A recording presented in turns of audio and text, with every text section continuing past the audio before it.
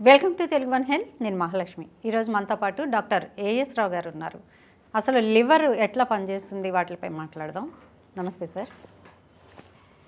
చాలామంది బ్యూటీ కోసం health supplements అట్లాగే విటమిన్స్ ఇవన్నీ డాక్టర్ని సంప్రదించకుండా వాడేస్తూ ఉంటారు. దీని ప్రభావం లివర్పై ఏమాత్రం పడుతుందంటారు? అసలు లివర్ పైన అంటే కొంతమంది ముఖ్యంగా ఈ యొక్క వ్యాయామం చేసే వాళ్ళు యువకులలో జిమ్కి వెళ్ళి అక్కడ అతికించినటువంటి పోస్టర్లు చూసి దానికి ప్రభావితులై వాళ్ళలాగా 6 ప్యాక్ 7 ప్యాక్ కావాలి, 8 ప్యాక్ కావాలి, రకరకాల ప్యాకులు అనుకొని విగరస్గా ఎక్సర్సైజ్ చేయడం. అంటే ఆ ఎక్సర్సైజ్ అనేది ఒక వ్యక్తికి ఎక్సర్సైజ్ ఎంత చేయాలో అనేది బాడీ ఎక్సాస్ట్ అయిపోతుంది ఒక లెవెల్ దాకా. అక్కడ కొన్ని జిమ్లలో అది ఇల్లీగల్ కూడా. కొన్ని జిమ్స్లలో కొన్ని రకరకాల ఫుడ్ సప్లిమెంటరీస్, కొన్ని స్టెరాయిడ్స్ ఇంక్లూడెడ్ సప్లిమెంటరీస్ వాళ్ళకి ఇవ్వడం వల్ల ఆటోమేటికలీ వాళ్ళ యొక్క బాడీ స్ట్రెంగ్త్ అనేది అంటే ఎక్సర్సైజ్ లెవెల్ స్టెమినా అనేది పెరిగిపోతుంది. దానివల్ల వాళ్ళకు కండరాలు షేప్లో రావడము, వాళ్ళు గంట ఎక్సర్సైజ్ చేసే వాళ్ళ యొక్క కెపాసిటీ ఉన్నప్పటికీ కూడా వాళ్ళు 2-3 గంటల వరకు కూడా కంటిన్యూస్గా ఎక్సర్సైజ్ చేసే పరిస్థితి అక్కడ ఉంటుంది. వాళ్ళకు ఒక స్ట్రెంత్ కలుగజేస్తుంది అది ఆ యొక్క స్టెరాయిడ్స్ ఫుడ్ సప్లిమెంటరీ. దాంతో ఏం జరుగుతుందంటే ఒక్కొక్కసారి ఆ స్టెరాయిడ్స్ వల్ల వీళ్ళకు ఒక ఎనర్జీ బూస్టింగ్ లెవెల్ అనేది ఎనర్జెటిక్గా కనిపిస్తారు. అదే కాకుండా ఈ బాడీలో ఉన్నటువంటి గ్లూకోజ్ ఎలక్ట్రోలైట్స్ అనేది ఇంబ్యాలెన్స్ కావడం వల్ల అక్కడే హైపోగ్లైసిమియా అని గ్లూకోజ్ లెవెల్స్ అనేది తగ్గిపోవడం వల్ల ఎలక్ట్రోలైట్స్ ఇంబ్యాలెన్స్మెంట్, ఎలక్ట్రోలైట్స్ అంటే సోడియం, పొటాషియం, క్లోరైడ్స్ అనే యొక్క ఖనిజాలు ఈ యొక్క ఇంబ్యాలెన్స్ అయిపోవడం వల్ల, సమతుల్యం అనేది తగ్గిపోవడం వల్ల సడన్గా ఈ యొక్క వ్యాయామం చేసే ఎక్సర్సైజ్ పరికరాలపైనే పడి చనిపోవడం, ప్రాణాలు కోల్పోవడం ఈ మధ్య తరచుగా మనం చూస్తున్నాం. దీనివల్లనే ఇది జరుగుతుంది. ఎందుకంటే ఒక మనిషి ఏ విధంగా చేయాలా ఎక్సర్సైజ్ అనేది ఒక నిపుణులైనటువంటి సరైనటువంటి ఫిజియో ఒక ఎక్స్పర్ట్ పర్యవేక్షణలోనే ఎక్సర్సైజ్ చేయడం వల్ల మనకు లాభం ఉంటుంది. కానీ అనునిత్యం ఒక ఎక్స్పీరియన్స్ లేకుండా కేవలం 1 సంవత్సరం 2 సంవత్సరాలు జిమ్లో ఎక్సర్సైజ్ చేసుకొని ఒక బాడీ ఒక షేపింగ్ చేసుకొని మళ్ళీ ఒక జిమ్ పరికరాలు కొనుక్కొని ఒక జిమ్ ఆర్గనైజ్ చేసి రకరకాల పోస్టర్స్లు పెట్టి జనాలను ఆకర్షించి అక్కడ ఈ యొక్క ఇల్లీగల్గా అంటే అశాస్త్రీయంగా అన్సైంటిఫికల్ పద్ధతిగా ఎటువంటి సర్టిఫికెట్ లేకుండా అన్సైంటిఫికల్ మెథడ్ అంటే అన్సైంటిఫికల్ ఎక్సర్సైజ్ చేయడం వల్ల ఇది చేసేవారికి కూడా ఇబ్బంది, చేయించే వాళ్ళకి కూడా ఇబ్బంది. ఆ విధంగా ఈరోజు ముఖ్యంగా యువకులు కానివ్వండి, ఈ యొక్క 30-40+ అయిన వాళ్ళు, మిడిల్ ఏజ్ వాళ్ళు, ముఖ్యంగా మిడిల్ ఏజ్ వాళ్ళు ఎక్సర్సైజ్ స్టార్ట్ చేసే ముందు మీ బాడీలో ఉన్నటువంటి లిపిడ్స్ ఒక బాడీ చెకప్ అనేది చేయించుకోవడం చాలా అవసరం. ఎందుకంటే ఈరోజు మనకు ఉన్నటువంటి ఫుడ్ హ్యాబిట్స్ వల్ల అనునిత్యం మనము రెగ్యులర్గా మన ఫుడ్ హ్యాబిట్స్లో జంక్ ఫుడ్స్ చాలా యాడ్ అయ్యాయి. కొన్ని తెలియక కూడా మనము జంక్ ఫుడ్స్కు అలవాటు అయిపోయినాం. ముఖ్యంగా ఈ చైనీస్ ఫుడ్స్, అదే కాకుండా ఇంకా ప్రతి ఫుడ్స్లో కూడా ప్రిజర్వేటివ్స్, పెస్టిసైడ్స్ అని కెమికల్ కాంబినేషన్ అనేది ఈ ఫుడ్లో మొత్తం అడల్ట్రేషన్ జరుగుతుంది. దానివల్ల ముఖ్యంగా ఈ జంక్ ఫుడ్స్ వల్ల మళ్ళీ మన తినే యొక్క టైమింగ్, ఫుడ్ టైమింగ్స్ కూడా చాలా మారిపోయినాయి. లేట్ నైట్లో భోజనం చేయగానే పడుకోవడం, దానివల్ల ఏమవుతుంది మెటబాలిజం సరిగ్గా జరగక మన బాడీలో ఉన్నటువంటి రక్తనాళాల్లో కొవ్వు పూడకపోవడం జరుగుతుంది. అలా అక్కడక్కడ పూడకపోయినటువంటి కొవ్వు ఎవరైతే ఎక్సర్సైజ్ అనేది వ్యాయామం స్టార్ట్ చేస్తారో ఒక ఇన్స్పిరేషన్ అక్కడ అతికించినటువంటి బొమ్మలను చూసి అక్కడ వేరే చుట్టుపక్కల వాళ్ళు చేస్తున్నటువంటి ఆ వాతావరణం చూసి వీళ్ళు కూడా ఎక్సైట్ అయిపోయి వీగరస్గా ఎక్సర్సైజ్ చేయడం స్టార్ట్ చేస్తారు. ఆ వీగరస్గా ఎక్సర్సైజ్ చేయడం స్టార్ట్ చేసినప్పుడు ఏమవుతుందంటే బాడీలో ఉన్నటువంటి ప్రెషర్ పెరిగి అక్కడక్కడ కూడుకపోయిన కొవ్వు అంతా ఒక్క దగ్గర చేరి ఒకే చోటుకు వచ్చి మ్యాసివ్ హార్ట్ అటాక్ వచ్చే ఛాన్సెస్ ఉంటుంది. ఇది కూడా ప్రాణాపాయం చేసే పరిస్థితి ఉంది. ఇలాంటి పరిస్థితులు ఎవరైనా కానీ ఎక్సర్సైజ్ చేసే ముందు వారికి హెల్త్ చెకప్ చేసుకోవడం చాలా అనివార్యం, ఇంపార్టెంట్ కూడా. సార్ ఇప్పుడు సమ్మర్ స్టార్ట్ కాబోతుంది, అప్పుడే ఎండ కూడా దంచి కొట్టేస్తుంది. మరి చిన్న పిల్లల నుండి పెద్దల వరకు ఎట్లాంటి జాగ్రత్తలు తీసుకోవాలంటారు? ఇప్పుడు సమ్మర్ స్టార్ట్ అవబోతుంది. ముఖ్యంగా ఈ మెట్రోపాలిటన్ సిటీస్లలో ఈ సంవత్సరం గత సంవత్సరం కంటే కూడా ఈ సంవత్సరం కొంచెం ఎండలు ఎక్కువ ఉంటుందంటే వాతావరణ శాఖ వాళ్ళు ఇచ్చినటువంటి సూచన. సో ముఖ్యంగా ఇది ఎండాకాలం స్టార్ట్ అవుతుంటే మనకు గుర్తుకొచ్చేది పిల్లలు, ముఖ్యంగా పిల్లలకి ఎగ్జామినేషన్స్ అని, మళ్ళీ ఎగ్జామినేషన్ అవుతుంటే వాళ్ళు వెళ్ళే ప్రిపరేషన్స్కి, ట్యూషన్స్కి, రకరకాల ప్రిపరేషన్స్కి ముఖ్యంగా విద్యార్థులంతా చాలా బిజీగా ఉండడం జరుగుతుంది. అదే కాకుండా వాళ్ళతో పాటు వాళ్ళ తల్లిదండ్రులు కూడా. సో అనివార్య కారణం వల్ల ఇది ఒక కంపల్షన్ క్రియేట్ అవుతుంది. కంపల్సరీ ఈ యొక్క ఎండ ప్రభావం అనేది మన మీద ఖచ్చితంగా పడుతుంది.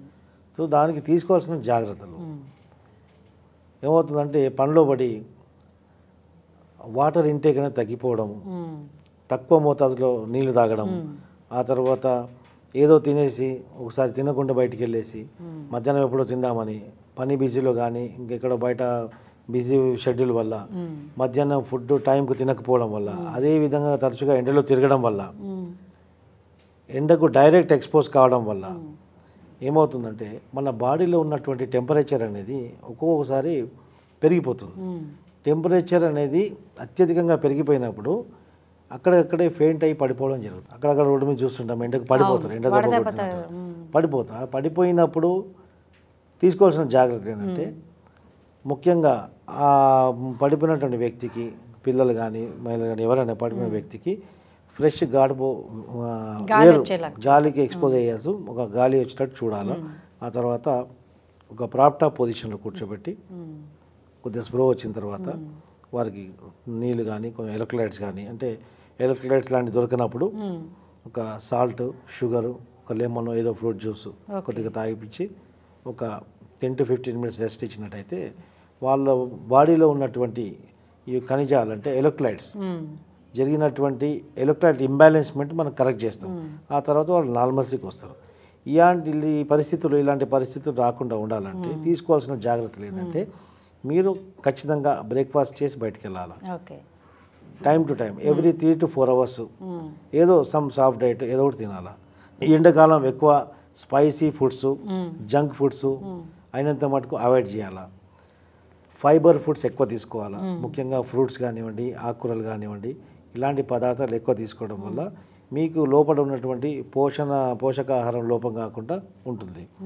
ఈ విటమిన్ డెఫిషియన్సీ కాకుండా కూడా మీకు జాగ్రత్త పడవచ్చు. అదే కాకుండా ఎవ్రీ హాఫ్ అన్ అవర్కి 1 hourకి ఒకసారి ఒక 100 ml 50 ml SIP of water తాగుతూ ఉంటాయి, నీళ్ళు కన్జ్యూమ్ చేస్తూ ఉంటే మీకు డిహైడ్రేషన్ అనేది మీ శరీరంలో నీరు అనేది డిహైడ్రేషన్ అనేది జరగదు. డిహైడ్రేషన్ ఒకవేళ మీకు శరీరంలో ఉన్నట్లయితే మీరు డిహైడ్రేటెడ్గా ఉండి ఎండలో వెళ్ళినప్పుడు మీకు ఉన్నటువంటి టెంపరేచర్ బాడీలో అకస్మాత్తుగా పెరిగిపోవడం వల్ల మీరు అక్కడిక్కడ కుప్పకూలిపోవడం జరుగుతుంది.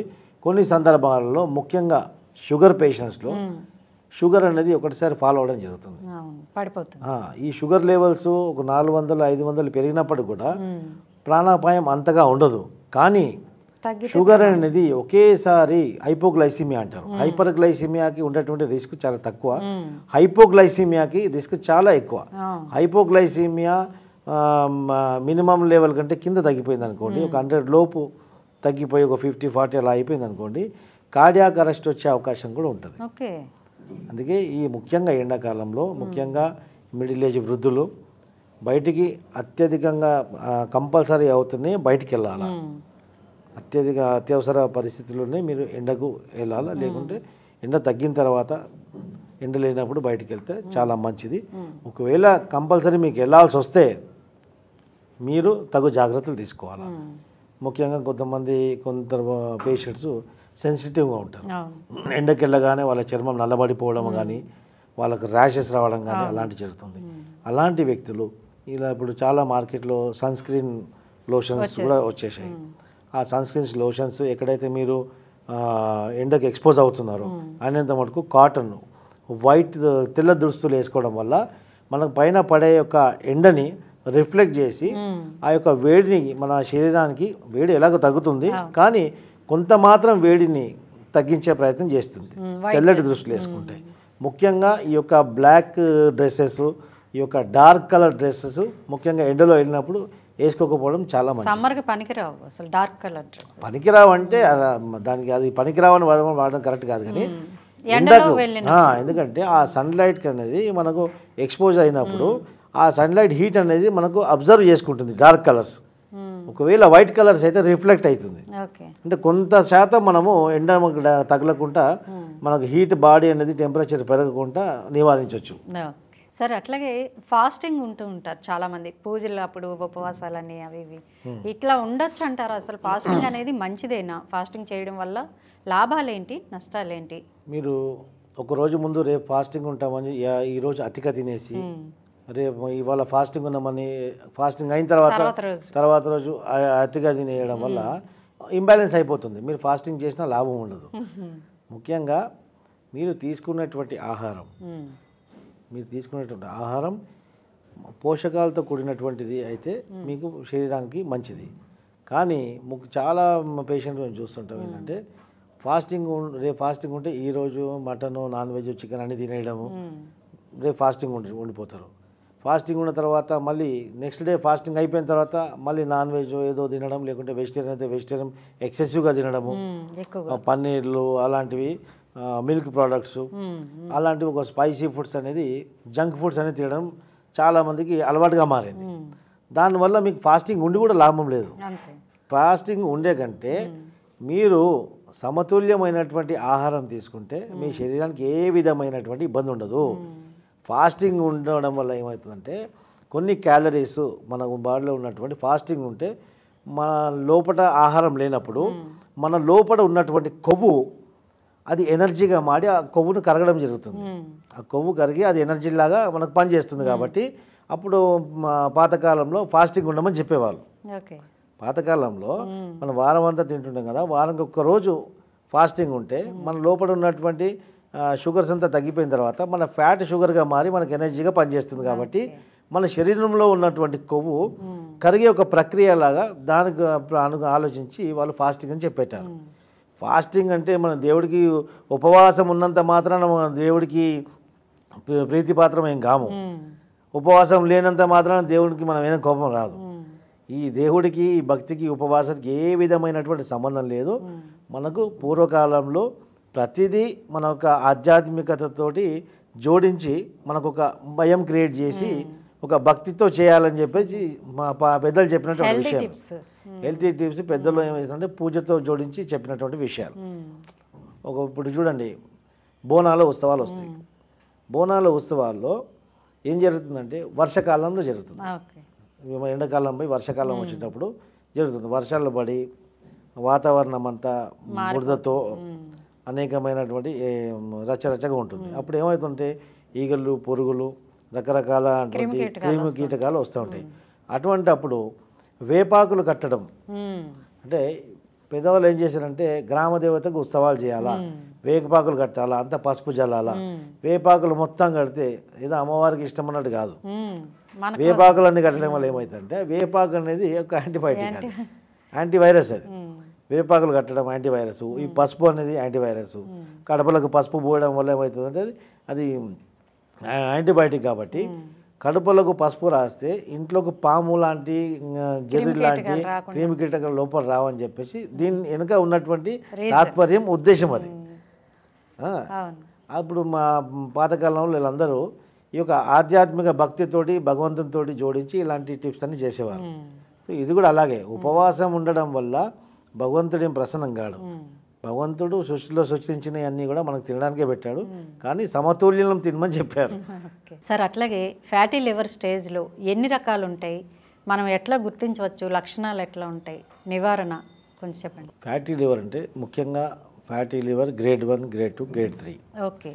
గ్రేడ్ 1 అంటే మామూలుగా శరీరంలో ఎక్సర్సైజు మనం లేకపోవడం వల్ల, ల్యాక్ ఆఫ్ ఎక్సర్సైజ్ వల్ల, మనం తీసుకున్నటువంటి ఫుడ్ తీసుకొని ఒక్కటైనా కూర్చున్న వాళ్ళకు, కంటిన్యూగా జంక్ ఫుడ్స్ కొంచెం అలవాటు చేసుకున్న వాళ్ళకు ఫ్యాటీ లివర్ స్టేజ్ 1 అనేది సర్వసాధారణం.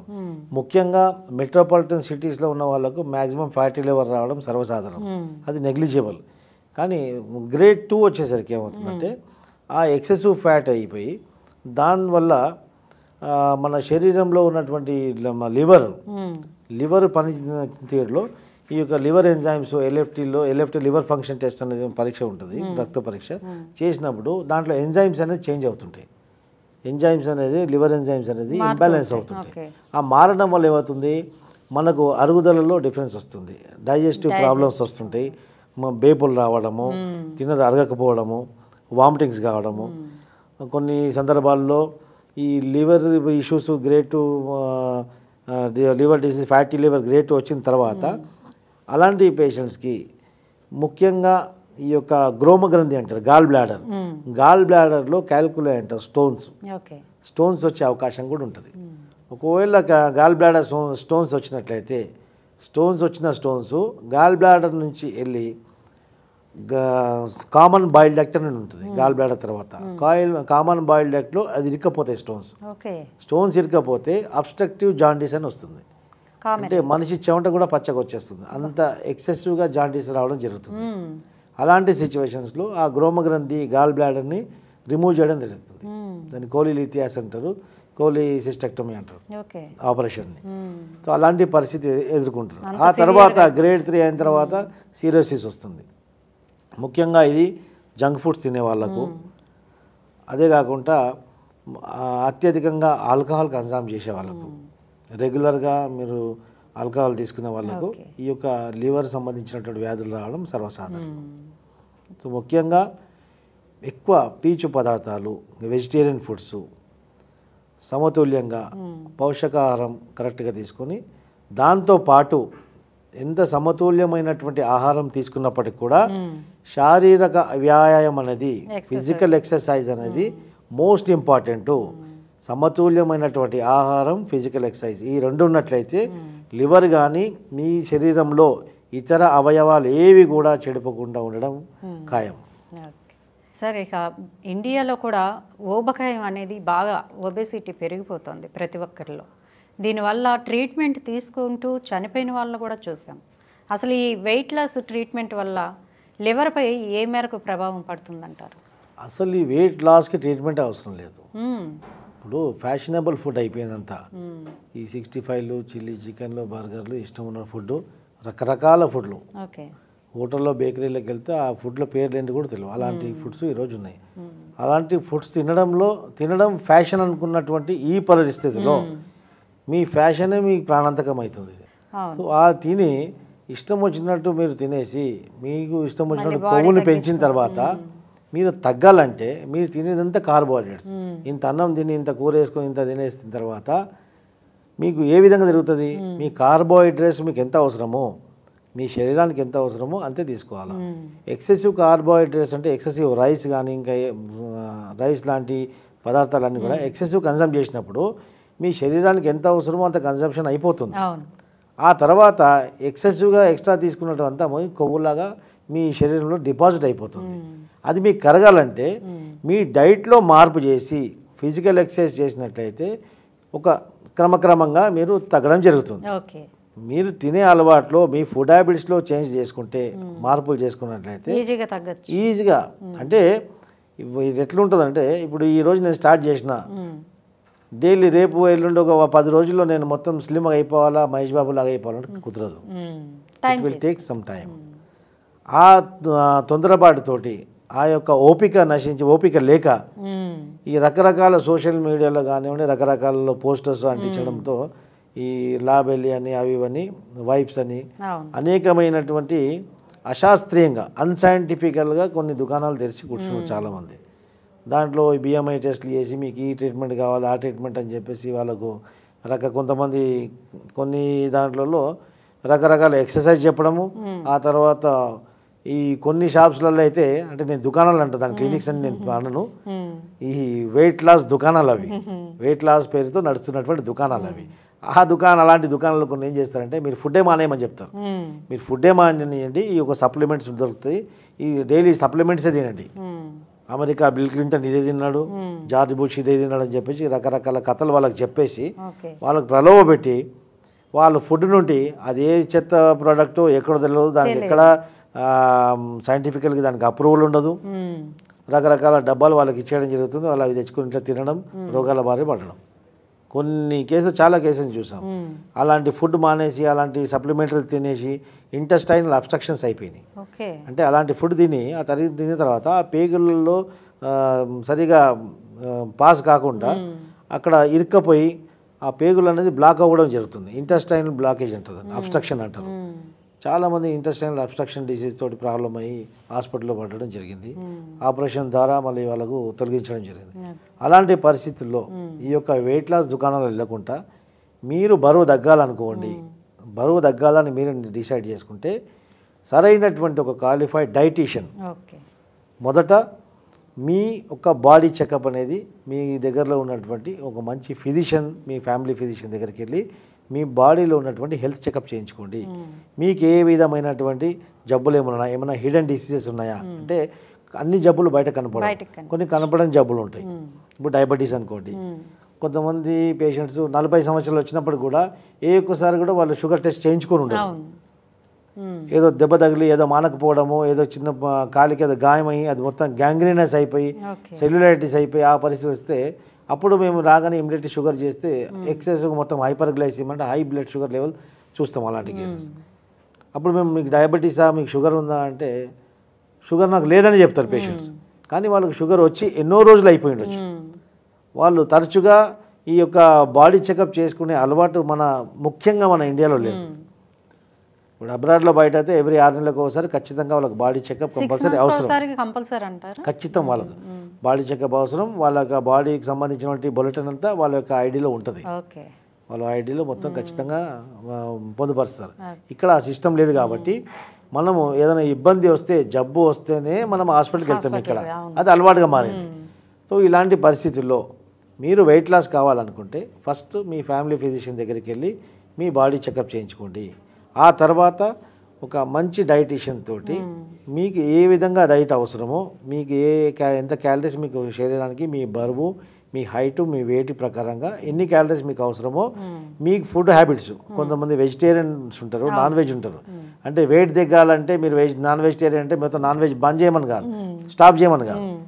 ఎందుకంటే మీరు నాన్ వెజిటేరియన్ అనుకోండి, నాన్ వెజ్ తింటూనే ఆ నాన్ వెజ్లోనే ఏ విధమైనటువంటి జాగ్రత్తలు తీసుకోవాలా, ఒక పూటకి ఎంత తీసుకోవాలా, ఒక రోజుకి ఎంత తీసుకోవాలా, సో ఆ కన్జంప్షన్ లెవెల్ మీకు ఎన్ని క్యాలరీస్ దానికి వస్తాయి ఆ క్యాల్కులేషన్ అనేది ఒక డైటీషియన్ కరెక్ట్గా ఇస్తారు.